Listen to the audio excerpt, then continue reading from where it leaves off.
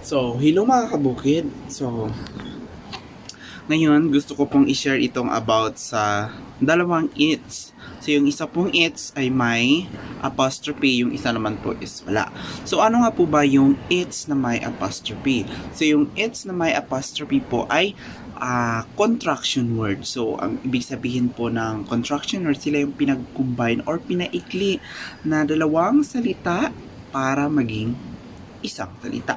So, halimbawa po, it is. So, ang it's po na may yung IT then apostrophe S, yun po ay contraction word. So, ayun po ay it is pag pinaghiwalay po natin sila. So, it is the video.